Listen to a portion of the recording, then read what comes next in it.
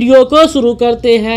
दोस्तों, Saudi Arabia के मानव संसाधन और सामाजिक विकास मंत्रालय ने उन मामलों को स्पष्ट किया है जिसमें डोमेस्टिक वर्कर्स अपने फर्स्ट एम्प्लॉयर के मंजूरी के बिना किसी दूसरे नए एम्प्लॉयर के पास स्पॉन्सरशिप ट्रांसफ़र करवा सकता है। पहला केस, अगर यह साबित हो जाता है कि किसी डोमेस्टिक वर्कर का एम्प्लॉयर बिना किसी कारण के 3 महीने लगातार या अलग अलग सैलरी देने में देरी करता है।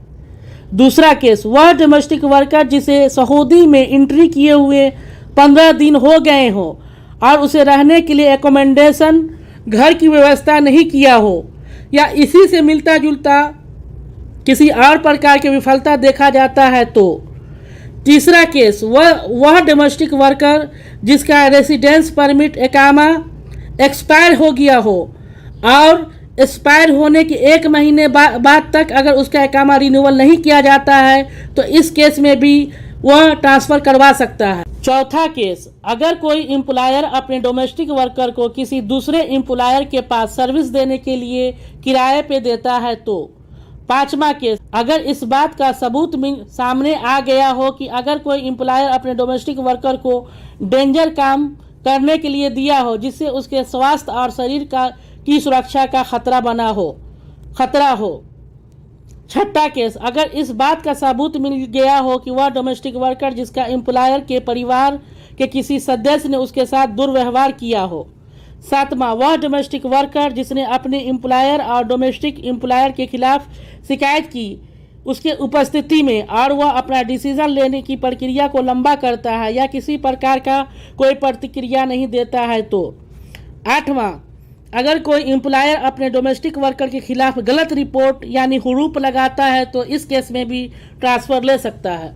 9वां केस, यदि यह साबित हो जाता है कि किसी डोमेस्टिक वर्कर का ट्रांसफ़र किसी दूसरे एम्प्लॉयर के पास बिना उसके जानकारी के किया जाता है। तो 10वां केस, अगर किसी डोमेस्टिक वर्कर का एम्प्लॉयर किसी कारणवश एब्सेंट रहता है या किसी यात्रा पर निकल जाता हो या किसी कारण वह उसे जेल हो जाता है और इसके परिणाम स्वरूप उस घरेलू कर्मचारी का वेतन के भुगतान करने में देरी होता है तो इस कंडीशन में भी वह अपना ट्रांसफ़र किसी दूसरे जगह करवा सकता है। कि लेबर लॉ कानून में अनेकों प्रकार के सुधार किए जा रहे हैं।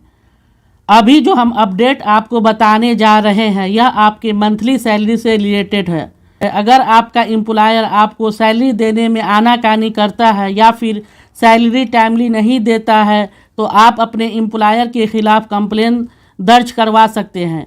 सऊदी लेबर लॉ इसकी इजाज़त देती है। चलिए जान लेते हैं क्या है प्रोसेस। सऊदी अरबिया के मानव संसाधन और सामाजिक विकास मंत्रालय ने वेतन की समय सीमा का अनुपालन नहीं करने वाले कंपनी के लिए एक मैकेनिज्म, एक एप्लीकेशन तैयार किया है, एक सिस्टम तैयार किया है। मानव संसाधन मंत्रालय ने कहा है वेतन का भुगतान करने में देरी करना कानून का उल्लंघन है और कोई भी व्यक्ति इसके खिलाफ रिपोर्ट कर सकता है। मानव संसाधन मंत्रालय ने ये जानकारी दिया है एकीकृत आवेदन के माध्यम से उल्लंघन की रिपोर्ट सबमिट कर सकते हैं। हमने अपने वीडियो के डिस्क्रिप्शन में उस एप्लीकेशन का लिंक दे दिया है। प्ले स्टोर से डाउनलोड करके बताए गए प्रोसेस को फॉलो करके आप अपना कंप्लेंट दर्ज करवा सकते हैं और उस ऐप का स्क्रीनशॉट वीडियो में भी डाल दिया है ताकि आप एप्लीकेशन को पहचान सकते हैं। मंत्रालय के द्वारा रिस्पॉन्स उस समय आया जब किसी व्यक्ति ने कस्टमर केयर ट्विटर अकाउंट पर सैलरी में देरी होने का जवाब मांगा जिसमें वह अपने एम्प्लॉयर पर सैलरी टाइमली नहीं देने के खिलाफ कंप्लेन किया था। मिनिस्ट्री ऑफ ह्यूमन रिसोर्स के स्पोक पर्सन साद अल हम्माद ने कहा है वर्कर के लिए आवश्यक है कि वह कंपनी में अपने कर्तव्यों की पहचान करे जबकि प्रत्येक कंपनी के लिए आवश्यक है कि काम के माहौल में प्राथमिक चिकित्सा फर्स्ट एड की सुविधा को प्रदान करे। दोस्तों, आपकी जानकारी के लिए हम बता दें दोस्तों, सऊदी अरबिया के अंदर पब्लिक सिक्योरिटी की तरफ से एक अहम इंफॉर्मेशन दिया गया है। जो कि हम तमाम गैर मुल्की को जानना ज़रूरी है। अगर आप सऊदी अरबिया के अंदर रहते हैं और किसी भी कंपनी या कफील के अंडर में काम करते हैं तो अब सऊदी अरबिया के अंदर लेबर लॉ कानून को और ज़्यादा मजबूत बनाया जा रहा है, चाहे वह कंपनी या एम्प्लॉय के हित में हो। अब चाह कर भी एम्प्लॉयर आपसे आपके कॉन्ट्रैक्ट के अलावा कोई दूसरा काम नहीं करवा सकता। चलिए जानते हैं पूरा update. The public security of Saudi Arabia ने कहा है, अगर कोई एम्प्लॉयर अपने पर्सनल फ़ायदे के लिए किसी भी गैर मुल्की वर्कर से काम के अलावा कोई दूसरा काम करने का परमिशन या इजाज़त देता है तो उसे अधिक से अधिक 1 लाख रियाल तक का जुर्माना लग सकता है और उसे कम से कम 6 महीने तक का कैद का सामना करना पड़ सकता है, चाहे उस काम से उस वर्कर को पर्सनल फ़ायदा होता हो तो भी। और एम्प्लॉयर को अगले 5 साल के लिए एम्प्लॉय की नियुक्ति पर पाबंदी लगा दी जाएगी। पब्लिक सिक्योरिटी ने लोगों से कहा है, अगर कोई व्यक्ति इस प्रकार का इलीगल एक्टिविटी होते देखे तो चाहे वह इकामा से रिलेटेड हो, लेबर लॉ कानून से रिलेटेड हो या बॉर्डर सिक्योरिटी से रिलेटेड हो, किसी भी प्रकार का उल्लंघन देखने पर, इलीगल एक्टिविटी देखने पर वह इससे रिलेटेड डिपार्टमेंट को इन्फॉर्म कर सकता है। मक्का और रियाद के इलाके के लिए 911 टोल फ्री नंबर, जबकि सऊदी के रिसोर्स एंड सोशल डेवलपमेंट ने सऊदी अरबिया में काम करने वाले एक्सपर्टीज़ वर्कर को क्यूबा प्लेटफॉर्म के माध्यम से कंपनी या जॉब चेंज करने का मौका देता है। ऐसे वर्कर जो किसी कंपनी में काम करता हो और किसी भी तरह से उसे परेशानी का सामना करना पड़ता हो या फिर कंपनी के पॉलिसी उसके कॉन्ट्रैक्ट के हिसाब से नहीं हो तो वह क्यूबा प्लेटफॉर्म के माध्यम से जॉब ट्रांसफ़र करा सकता है। और इससे रिलेटेड किसी भी प्रकार का अपडेट आता है तो मिनिस्ट्री ऑफ ह्यूमन रिसोर्स अपने सोशल प्लेटफॉर्म के माध्यम से लोगों को सूचित करता है। चलिए जान लेते हैं आज के नए अपडेट के बारे में। सऊदी अरबिया के मानव संसाधन मंत्रालय ने जॉब ट्रांसफ़र के अपडेट करने की घोषणा करते हुए बताया है, मानव संसाधन मंत्रालय वर्कर और इंडिविजुअल कंपनी के बीच जॉब ट्रांसफ़र क्यूबा प्लेटफॉर्म के माध्यम से किया जा सकता है।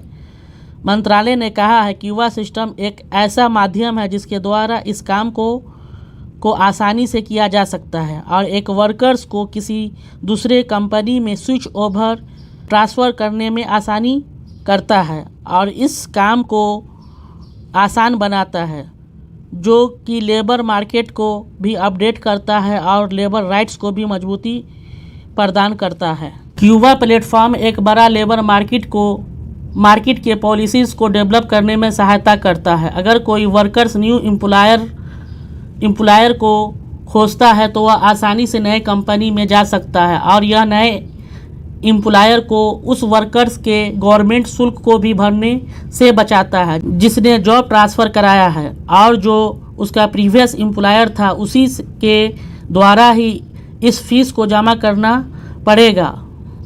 इस अपडेटेड सिस्टम के तहत नए एम्प्लॉयर को गवर्नमेंट फीस उस डेट से देना होगा जिस दिन से वर्कर का जॉब ट्रांसफ़र उस कंपनी में किया गया था, उस डेट से ही इफ़ेक्टिव होगा।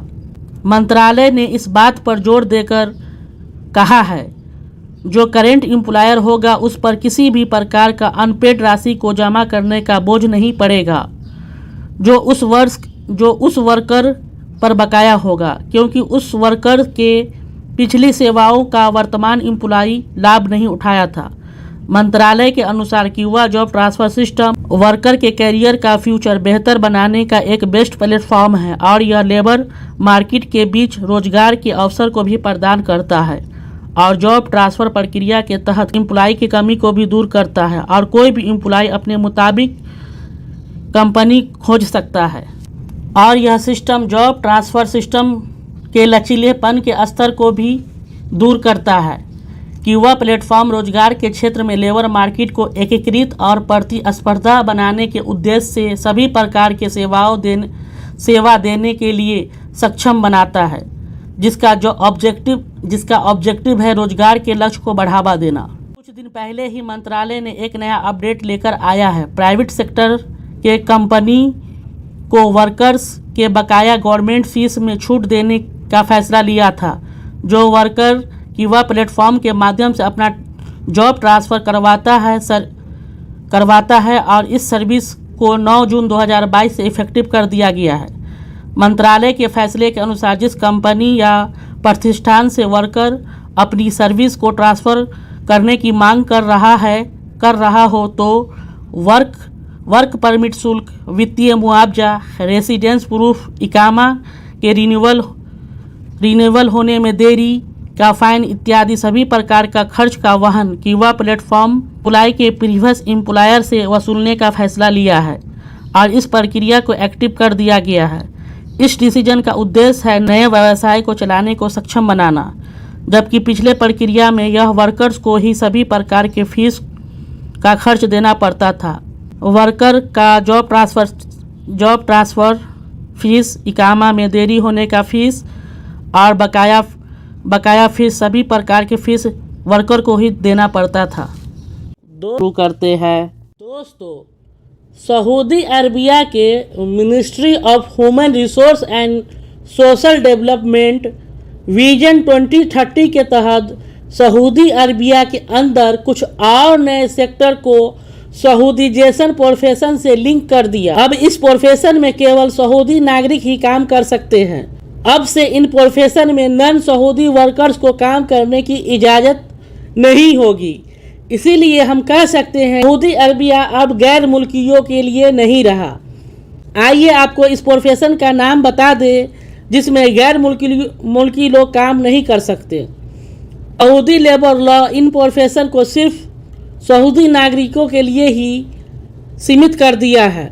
जॉब का एग्जाम्पल इस प्रकार है: सीनियर HR एडमिनिस्ट्रेटर यानी HR manager, personal manager, labour and workers affair manager, personal relation manager, personal specialist, personal clerk, requirement clerk, staff writer, time clerk, public receptionist, hotel receptionist, patient receptionist, treasurer, private security guard, painter, customer broker. Saudi labour law के नए अधिनियम के तहत इन profession में directly और indirectly किसी भी तरह से अब इन प्रोफेशन में सिर्फ और सिर्फ सऊदी नागरिक ही काम कर सकते हैं। गैर सऊदी नागरिकों को इस प्रोफेशन में अब से काम करने की इजाज़त नहीं होगी। वीडियो को शुरू करते हैं। दोस्तों, सऊदी अरबिया के अंदर प्राइवेट सेक्टर निजी क्षेत्र में कई प्रवासी कामगार ऐसे हैं जिन लोगों के मोबाइल पर बिना बताए प्रोफेशन चेंज होने की SMS रिसीव हुआ था। इसके बाद उन लोगों को काफ़ी आश्चर्य भी हुआ। इसके बाद वर्कर्स और एम्प्लॉयर ने लेबर ऑफिस से कांटेक्ट करने की कोशिश किया और इस घटना के बारे में मिनिस्ट्री को बताया। अचानक उसके मोबाइल पर टेक्स्ट मैसेज आता है और उसके प्रोफेशन बदल दिया जाता है। बदला हुआ प्रोफेशन मैसेज में दिखाई देता है और नए प्रोफेशन को ऐड कर दिया जाता है। कुछ प्रोफेशन में परिवर्तन यानी बदलाव इसलिए आया जब मानव संसाधन मंत्रालय ने क्यूबा प्लेटफॉर्म के माध्यम से सऊदी नागरिकों के लिए प्रोफेशन को सुरक्षित किया, जिसकी सूचना मानव संसाधन मंत्रालय ने पहले दे दिया था, क्योंकि निजी क्षेत्र में कुछ वर्कर का पेशा सऊदी नागरिकों के पेशा के अनुरूप था। इससे पहले क्यूबा प्लेटफॉर्म ने कंपनी, एम्प्लॉयर और स्पॉन्सर को अपने वर्कर्स के प्रोफेशन को करेक्शन करने की आदेश दिया था, जिसमें कहा गया था कंपनी के अंदर कई ऐसे वर्कर्स हैं जिनका प्रोफेशन सऊदी मैनुअल के अनुसार ठीक किया जाना चाहिए, क्योंकि वह प्रोफेशन सऊदी नागरिकों के लिए सुरक्षित किया गया है। प्रोफेशन का एग्जाम्पल इस प्रकार है, जैसे doctor profession, engineer profession, expert, specialist, technician इत्यादि। हाल ही में क्यूबा प्लेटफॉर्म ने 8 व्यवसाय को 8 प्रोफेशन को बदलने का सुझाव दिया था। इस प्रोफेशन में सिर्फ सऊदी नागरिक ही काम कर सकते हैं। इसे सऊदी नागरिकों के लिए सुरक्षित किया जाना चाहिए। आमतौर पर इकामा में प्रोफेशन को बदलते समय एक कार्यकर्ता की अनुमति की आवश्यकता होती है और एक प्रोफेशन को बदलने की फीस लगभग 2000 रियाल होती है, लेकिन बताए गए 8 प्रोफेशन को बदलने में कोई भी फीस की आवश्यकता नहीं थी। यह निःशुल्क बदला जा रहा था। कीवा मंच ने लोगों को समझाया, भविष्य में बताए गए प्रोफेशन में किसी भी गैर मुल्की वर्कर को इस प्रोफेशन में रखने की अनुमति नहीं देता है। दोस्तों, अगर आप सऊदी अरबिया में रहते हैं और किसी भी कंपनी या कफील के पास काम करते हैं और वह कंपनी या कफील आपके साथ मनमानी करता हो, आपके सैलरी टाइमली नहीं देता हो या कॉन्ट्रैक्ट के मुताबिक आपसे काम नहीं लेता है या किसी भी प्रकार के वर्क रिलेटेड आपको प्रॉब्लम फेस करना पड़ता है, तो सऊदी गवर्नमेंट ने इसके लिए सॉल्यूशन निकाला है। वह चाहता है कि यहाँ पर आए हुए वर्कर को भी आज़ादी मिले और लेबर मार्केट को और ज़्यादा मजबूत किया जा सके। यह विजन 2030 का हिस्सा है। आज से कुछ दिन पहले हमने सऊदी लेबर लॉ के बारे में बताया था, जिसमें विचार चल रहा है कि आने वाले समय में प्राइवेट सेक्टर में सभी लोगों को सऊदी हो या गैर मुल्की 2 दिन की छुट्टी दी जाए। इस कानून पर विचार विमर्श किया जा रहा है। हो सकता है आने वाले टाइम में आपको साप्ताहिक 2 दिन का छुट्टी मिले और उसमें सऊदी लेबर लॉ कानून का डिटेल से हमने बताया है, जिसमें आर्टिकल 98, 99 और 100 जो सऊदी लेबर कानून है उसके बारे में डिटेल से आपको बताया है।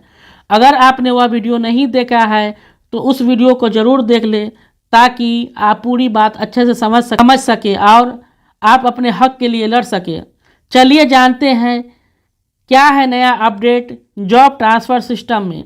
यह क्या नया इन्फॉर्मेशन देता है, पूरा डिटेल में जानते हैं। सऊदी अरब के मानव संसाधन और सामाजिक विकास मंत्रालय ने किंगडम में नौकरी को गतिशीलता देने के लिए यहाँ पर सऊदी लेबर लॉ में एक नया कानून फिर से लेकर आया है, ताकि रोजगार में नए अवसर मिल सके और बाहरी देशों से ज़्यादा लोग यहाँ पर आ सके। इस नए सिस्टम का नाम दिया गया है जॉब मोबिलिटी सर्विस। इस सर्विस के माध्यम से आप आसानी से एक कंपनी से दूसरे कंपनी में जॉब ट्रांसफ़र करा सकते हैं। मानव संसाधन मंत्रालय ने कहा है, job mobility service 2 parties company और एम्प्लॉयर के बीच लिखित सहमति के अनुसार की जाएगी। यह समझौता कॉन्ट्रैक्ट डॉक्यूमेंट के माध्यम से किया जाएगा, ताकि इसमें दोनों का पूर्ण सहमति हो। इससे पहले मानव संसाधन मंत्रालय ने कहा, अपने प्रवासी वर्कर के रेसिडेंस परमिट और वर्क ट्रांसफ़र के लिए एम्प्लॉयर ही जिम्मेदार होगा। यानी जो कंपनी वर्कर को हायर करेगा उसी का जवाबदेही होगा कि वह वर्कर का इकामा और वर्क परमिट को रिन्यूअल कराए। मंत्रालय ने आगे स्पष्ट कहा है कि एक प्रवासी कर्मचारी का वर्क ट्रांसफ़र होने के बाद नया एम्प्लॉयर का ही जवाबदेही होगा कि वर्क परमिट और निवास परमिट के लिए रिन्यूअल शुल्क अदा करे। अगर इसमें किसी प्रकार की कोताही या देरी होता है तो इससे रिलेटेड फाइन भी उसी कंपनी और कफील को दिया जाएगा।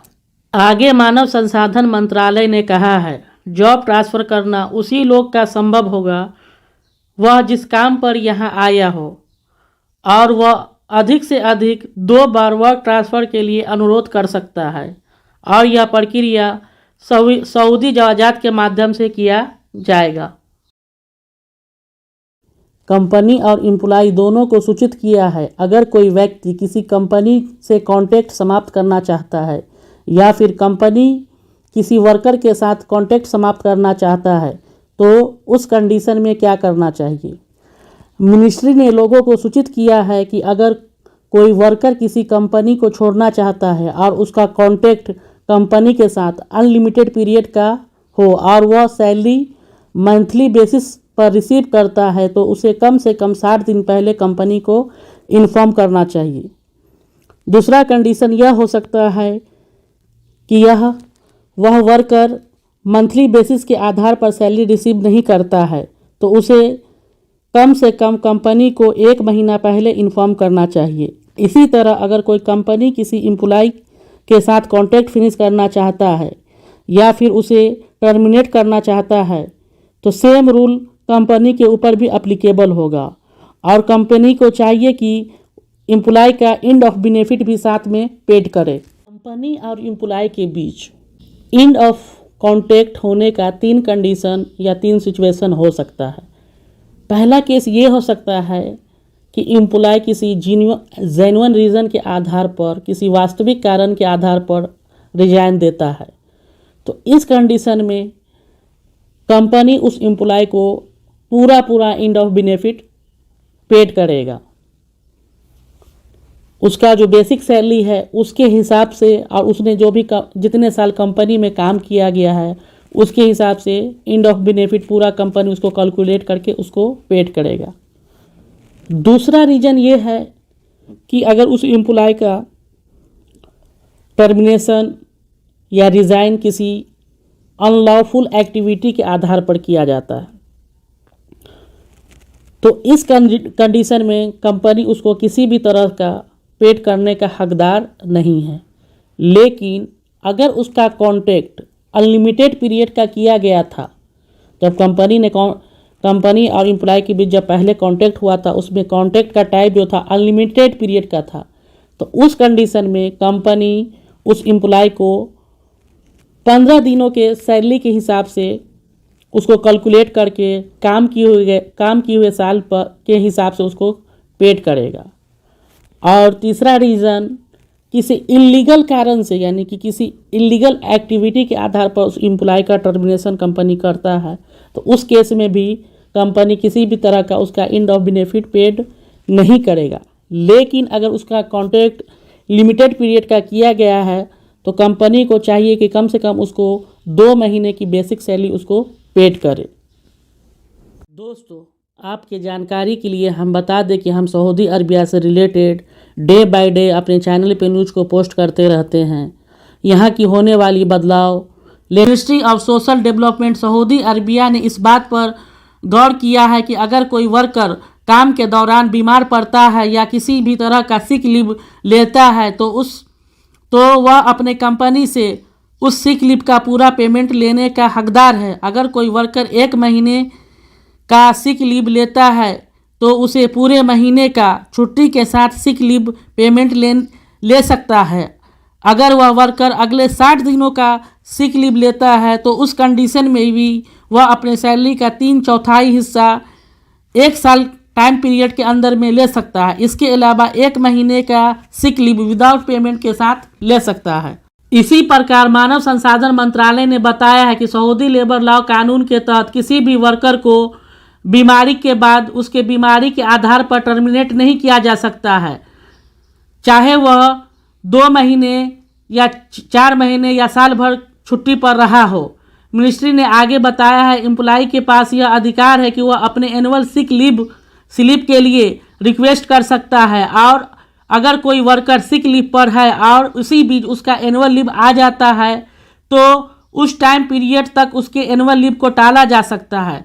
उसके बाद फिर उसका एनुअल लीव कंटिन्यू हो जाएगा। इसके बाद एम्प्लॉय को वीकली डे ऑफ किसी भी प्रकार का पेमेंट नहीं किया जाएगा क्योंकि वीकली डे ऑफ उसके सिक लीव में मेंटेन किया जाएगा। अगर किसी वर्कर को ड्यूटी टाइम के दौरान किसी भी प्रकार का इंजरी, टेम्पोररी डिसेबिलिटी या एक्सीडेंट हो जाता है, इस कंडीशन में वह अपने उपचार के लिए पूरे 2 महीने की सैलरी फाइनेंशियल सपोर्ट के तौर पर ले सकता है और वह अपने वेतन का 75% के बराबर मुआवजा लेने का हकदार है उस इलाज के दौरान। इलाज का ड्यूरेशन 1 वर्ष तक चलता है और अगर डॉक्टर ये कहता है कि अभी एम्प्लॉय का हेल्थ रिकवर नहीं हुआ है और उसका हेल्थ इस कंडीशन में नहीं है कि वह काम नहीं कर सकता और उसका स्वास्थ्य उसे काम करने की इजाज़त नहीं देता और बीमारी या डिसेबिलिटी इस हद तक पहुंच गई है कि वह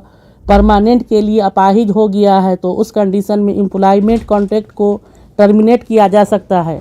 आगे सऊदी लेबर लॉ कानून यह खुलासा करता है कि कुछ ऐसे मामले जिसमें एम्प्लॉय के टर्मिनेट के दौरान किया गया पेमेंट की वसूली करने का अधिकार एम्प्लॉयर को नहीं देता है। दोस्तों, आप सोशल डेवलपमेंट ने एनुअल लीव पर मिलने वाले रिवार्ड या बोनस को किस प्रकार कैलकुलेशन किया जाता है, किस प्रकार लोगों को कैलकुलेशन करके दिया जाता है, उसका क्या मेथड है, इससे रिलेटेड एक नया अपडेट जारी कर बताया है, ताकि वह जो मेथड हो सऊदी लेबर लॉ कानून के अनुसार भी हो, उसको रूल को फॉलो करे। इसी से रिलेटेड एक अपडेट नया जारी किया है।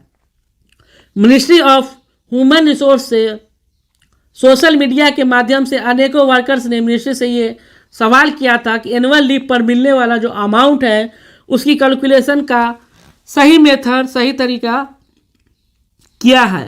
क्या इसे बेसिक सैलरी से कैलकुलेशन किया जाना चाहिए या फिर बेसिक सैलरी के अलावा जो ट्रांसपोर्टेशन और हाउसिंग अलाउंस होता है या अदर जो भी बेनिफिट होता है उस पर किया जाना चाहिए। इसी सवाल को जवाब देते हुए मिनिस्ट्री ने कंफर्मेशन दिया है कि जो एनुअल लीव पर मिलने वाला अमाउंट है उसका कैलकुलेशन मंथली सैलरी के अलावा जो भी अलाउंस उसको वर्कर को काम के अलावा मिल रहा हो, चाहे वो ट्रांसपोर्टेशन हो, चाहे वह हाउसिंग अलाउंस हो, किसी भी प्रकार का जो उसको बेनिफिट मिल रहा हो, सब पे उसको कैलकुलेट करके उसको एनुअल रिवार्ड, एनुअल बोनस उसको दिया जाएगा। और सऊदी लेबर लॉ कानून के आर्टिकल 2 में भी इस बात को परिभाषित किया गया है, उसी के अनुसार मिलना चाहिए। अरबिया के रियाद रीजन के लेबर कोर्ट के तरफ से वर्कर्स के द्वारा किए गए कंप्लेन में 149 एम्प्लॉय के हक में फैसला सुनाते हुए कंपनी पर तकरीबन 28 मिलियन रियाल का फाइनेंशियल पेनल्टी लगाया गया। रियाद में एक लेबर कोर्ट में 10 देशों के तकरीबन 149 वर्कर के हक में फैसला जारी किया गया, जिन्होंने वित्तीय दावों को सुरक्षित करने के लिए जिस कंपनी के साथ काम किया था उस कंपनी के खिलाफ शिकायत की। दोषी पाए जाने के बाद उस कंपनी पर लगभग 28 मिलियन रियाल का पेनल्टी लगाया गया। कर्मचारी के समूह ने पिछले साल रमजान में अप्रैल महीने के 21 तारीख को एक सामूहिक मुकदमा दायर किया था। लोगों की अलग अलग मांग थी। कुछ लोगों ने अपना पिछला सैलरी के बारे में डिमांड किया था, कुछ लोगों ने वेकेशन पेमेंट के लिए डिमांड किया था और कुछ लोगों ने एंड ऑफ बेनिफिट की मांग की थी। 149 कर्मचारियों की पहली बैच के लिए 12 मई को कोर्ट का आदेश जारी किया गया था, जबकि 30 कर्मचारियों के दूसरे समूह के लिए 22 मई को कोर्ट के आदेश जारी किया गया था। सऊदी लेबर कोर्ट के द्वारा हियरिंग किए जाने वाले सबसे महत्वपूर्ण केस में काम के अनुबंध में मजदूरी का अधिकार, काम के स्थान पर दुर्घटना और उसके लिए मुआवजे का अधिकार, वर्कर्स पर एम्प्लॉयर के द्वारा लॉ के विरुद्ध प्रतिबंध लगाना या उसमें छूट से संबंधित मुकदमे थे। सऊदी लेबर कानून में निर्धारित दंड और लेबर लॉ और सामाजिक बीमा कानून से लागू उत्पन्न होने वाले विवाद शामिल किया गया था। न्याय मंत्रालय ने सभी प्रकार के मामलों के लिए विवाद के पक्षकारों को इलेक्ट्रॉनिक रूप से नेजाज पोर्टल के माध्यम से सभी प्रकार के केस, लेबर केसेस जो लेबर लॉ से संबंधित हो, डोमेस्टिक वर्कर से रिलेटेड केस या फिर इसी से मिलता जुलता या फिर कोई कंप्लेन जो एम्प्लॉयर्स के बीच का हो, इन सब के विरुद्ध निर्णय जारी